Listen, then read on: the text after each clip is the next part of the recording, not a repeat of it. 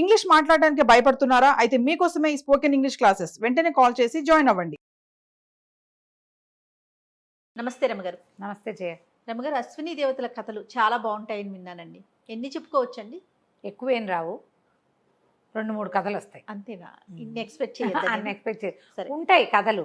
అవేంటంటే రకరకాల పురాణాల్లో అశ్విని దేవతలు వాళ్ళ కాళ్ళు బాగు చేశారు, వీళ్ళ కీళ్ళు బాగు చేశారు, వాళ్ళని బతికించారు, 4 వాక్యాలు 3 వాక్యాల్లో చెప్తారు. బేసిక్ అశ్విని దేవతలు ఎవరు, వాళ్ళు ప్రపంచానికి చేసే మేలు ఏమిటి, అది తెలుసుకుందాం. 2 కథలు అనుకో. అశ్విని దేవతల గురించి ఓ కథ ఇప్పుడు చెప్తాం.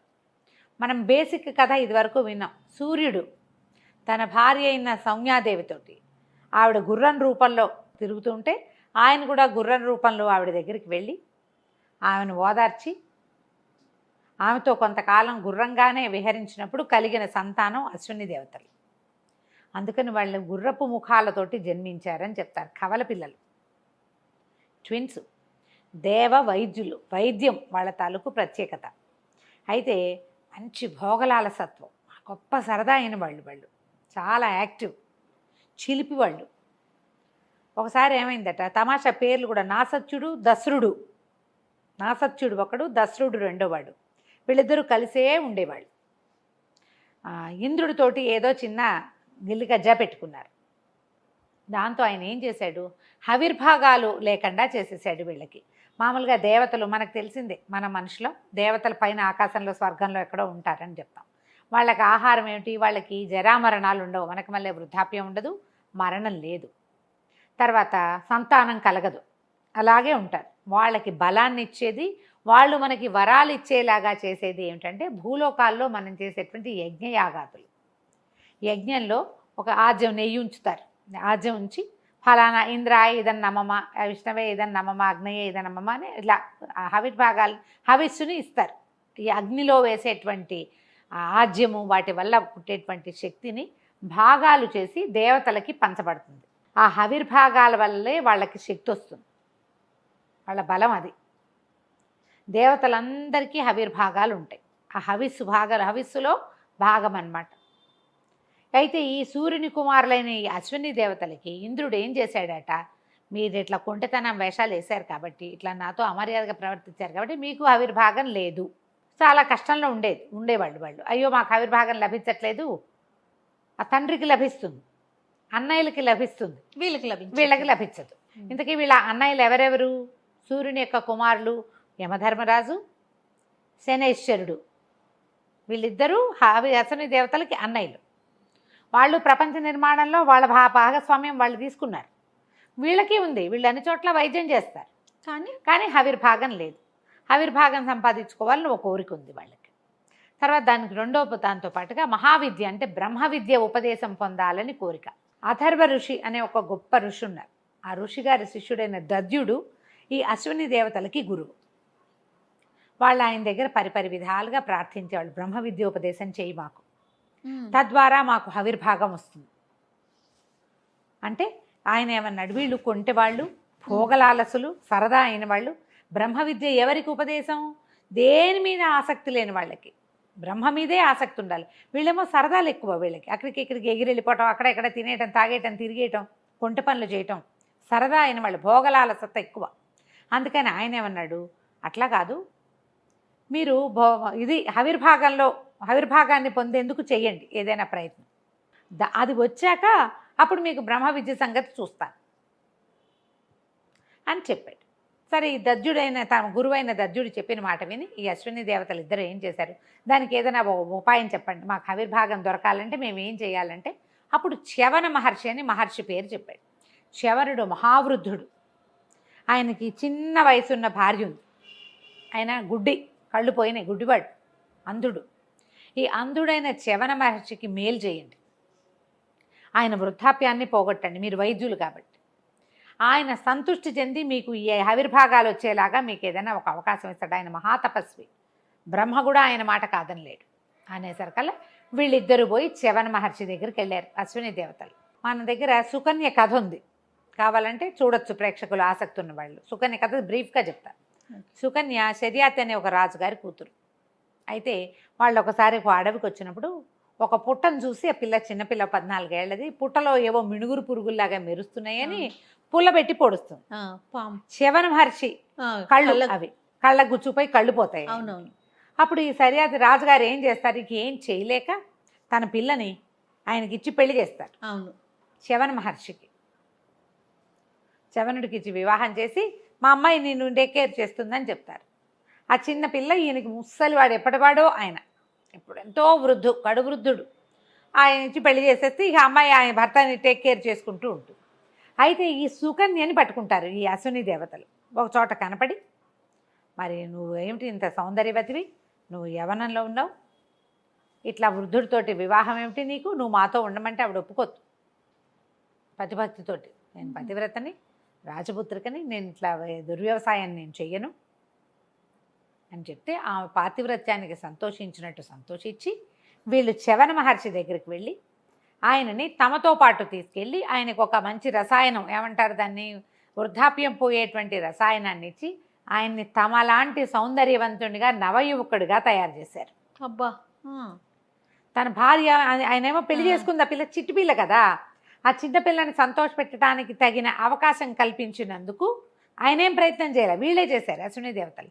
ఆయన అశ్విని దేవతలకి మీకేం కావాలో చెప్పండి, అది నేను చేసి పెడతానన్నాడు. నాకు హవిర్భాగాన్ని ఇప్పించండి మాకని వీళ్ళు అడిగారు. వీళ్ళు చేసిన ఉపకారానికి ప్రత్యుపకారంగా శవన మహర్షి ఒక అద్భుతమైన యజ్ఞం చేసి ఆ యజ్ఞంలో హవిర్భాగాలని అశ్విని దేవతలకు ఇచ్చాడు. అక్కడి నుంచి ప్రతి యజ్ఞంలోనూ హవిర్భాగం అశ్విని దేవతకి దొరికేలాగా చేశాడు. వీళ్ళకు కూడా దొరుకుతుంది. సరే, ఈ మీన్ టైము ఈ సమయంలో ఏమైందట, ఇంద్రుడు ఈ వీళ్ళ గురువు ఉన్నాడు కదా, అశ్వినుల యొక్క గురువు దత్యుడు, ఆయన దగ్గరికి వెళ్ళి బ్రహ్మ విద్యోపదేశం చేయమని అడిగాడు. అడిగేసరికల్లా ఏం చెయ్యాలో తెలియలే ఆయనకి. ఇంద్రుడు భోగలాలసుడే, ఇంద్ర పదవే భోగలాలసత, కాదంటే ఏమంటాడో తెలీదు. బాగా ఆలోచించి సరే కౌపీనధారివిగా నమిత్పాణివిగా ఇట్లా దండం పెట్టుకుని అంజలి వదలకూడదు, నువ్వు వినయంతో వస్తే బ్రహ్మ విద్య ఉపదేశం చేస్తానన్నాడు. సరే ఒప్పుకున్నాడు ఇంద్రుడు. కౌపీనధారిగా వచ్చాడు, చేతులు జోడించుకుని వచ్చాడు. కౌపీనం అంటే మిగిలిన వస్త్రాలు ఆభరణాలు అన్నీ తీసేసి కేవలం గోచి మాత్రమే వచ్చాడు. బ్రహ్మ విద్యోపదేశం అయిన తర్వాత ఈయన ఏం చెప్పాడంటే, నువ్వు ఇతరులను హింసించకూడదు, ఇతరుల మీద నీ తాలూకు ప్రజ్ఞాపాఠవాలు చూపించకూడదు, నువ్వు వినయశీలిగా ఉండాలి అని బోధ. అంటే మనం ఇప్పుడు ఇంత విద్యోపదేశం చేశాక అబ్బాయి దీన్ని ఫలానా చోట వాడు, ఫలానా చోట వాడద్దు అని ఏదో చెప్పాలి కదా గురువుగా. చెప్పేసరికల్లా ఇంద్రుడు తిరగబడిపోయాడు ఆయన మీద. దండం అయితే పెట్టాడు కానీ వినయంతో కాదు అది. పైగా తనడేదో ఆయన తప్పడుతున్నాడు అన్నట్టుగా అర్థమైంది అతనికి. అర్థమై తిరగబడి విద్యోపదేశం చేయమన్నా చేసావు, ఎంత పట్టుకుండాలో అంత పట్టుకుంటూ, నేను ఎలా ఉండాలో నువ్వు నాకు తీర్పులు చెప్పకు, నేను చేయనట్ల. పైగా ఇప్పుడు నాకు విద్యోపదేశం చేసావు బ్రహ్మ విద్య, ఇంకొకడికి ఎవరికి ఉపదేశం చేసినా నీ తల ముక్కలు చేస్తాను, తల తరిగేస్తానని చెప్పాడు. తల నరికేస్తాను, నీది ముక్కలుగా నరుకుతాను నీ తలని, నువ్వు ఇంకొకడికి బ్రహ్మోపదేశం చేయటానికి వీల్లేదు అని చెప్పి వెళ్ళిపోయాడు. ఈ దద్యుడు ఏం చేస్తాడు, మాట్లాడకుండా ఊరుకున్నాడు. సరే ఇక బ్రహ్మవాడు ఇంద్రుడు ఇక మనం చేసేదేమీ లేదని. ఈ ఇంద్రుడు వెళ్ళిపోయిన కొంతకాలానికి హవిర్భాగాలు పొందిన అశ్విని దేవతలు ఇద్దరూ ఆ హవిర్భాగాలు పొంది ఆ యజ్ఞంలో కూర్చుని ఉండేసరికల్లా మెల్లిగా వాళ్ళకి ఆ భోగపరాయణత్వం తగ్గిపోయింది. ప్రపంచానికి మేలు చేయాలనే ఉద్దేశం ప్రబలింది, ఎక్కువైంది. అంతకుముందు వాళ్ళలో ఉన్న కుంటితనం అవన్నీ పోయినాయి. అదే పోయి ఇంకా మనకి ఇది వచ్చింది, ఇక మనకి బ్రహ్మ విద్య రావటమే ఆలస్యం. బ్రహ్మ విద్యోపదేశం చేయమని తమ గురువుని ఆశ్రయించి వెళ్ళారు. వాళ్ళు వెళ్ళటమే కౌపీనధారులుగా వెళ్ళటమే గురువుగారి దగ్గరికి. ఆ విద్యకి ఎలా వెళ్ళాలో అలా వెళ్ళిపోయారు. వెళ్ళేసరికి ఈయన పడ్డాడు ఇరుకులో. ఇప్పుడు ఏం చేయటం? ఇంద్రుడు ఏం చెప్పాడు, ఎవరికి బ్రహ్మ విద్యోపదేశం చేసినా మెడ నరుకుతానన్నాడు. నరికేశాక ఇక నేను చేసేది ఏముంది? అది పైగా ఇంద్రుడికి వీళ్ళ మొహమే గిట్టదు, వీళ్ళకి చేశామంటే అసలు ఒప్పుకోడు. దాంతో అతనికి ఏం చేయాలో తెలియక దత్తుడు, నాయన మీరు పద్ధతిగా ఉన్నారు, భోగపరాయణత్వం తగ్గిపోయింది, పైగా మీకు హవిర్భాగాలు కూడా దక్కుతున్నాయి, మీరు మంచి వినీత వేషధారులుగా ఉన్నారు, అన్నీ బాగున్నాయి, కానీ నేను కనుక ఇలా ఏమైనా చేశానా వాడు ఇంద్రుడు వచ్చేస్తాడు, ప్రతిజ్ఞాభంగం అవుతుంది, ఎవరికీ చెప్పను అని చెప్పా. ప్రతిజ్ఞాభంగమైనా పర్వాలా, కానీ ఇక నేను బతికుండనే ఆ తర్వాత అనేసరికల్లా వీళ్ళలో ఈ దశరుడు భలే చురుకు. ఏమన్నాడంటే, మనం ఒక పని చేయొచ్చు, మనకు వచ్చిందే వైద్య విద్య, మనం వైద్యం కోసమే పుట్టాం, ఓ పని చేద్దాం. ముందు గురువుగారి మెడ నరికి ఒక గుర్రం తల పెడదాం, గురువుగారి తల తీసుకెళ్ళి గుర్రానికి పెట్టేద్దాం. మన బ్రహ్మ విద్యోపదేశం గురువు అశ్వముఖంతో నేర్చుకుందాం. మనం అశ్వముఖంతో మనకు చెప్తాడు. ఇంద్రుడు వచ్చి మెడ నరికేస్తాడు, అశ్వముఖం పోతుంది, గురువుగారి తల మన దగ్గర ఉంది, గుర్రానికి పెట్టాం, అది తీసుకొచ్చి ఇక్కడ అంటిద్దాం. బాగుందిగా. సరే ఒప్పుకున్నారు. ఒప్పుకున్నాక చక్కగా చిన్న ఆపరేషన్ చేసి గురువుగారి మెడ ఉత్తరిచ్చేసి తీసుకుపోయి ఈ దద్యుడి మెడని ఒక గుర్రానికి పెట్టి గుర్రం మెడ తీసుకొచ్చి ఈయనకి పెట్టారు. పెట్టేసరికల్లా ఏమైంది, ఈయన ఉపదేశం మొదలుపెట్టాడు.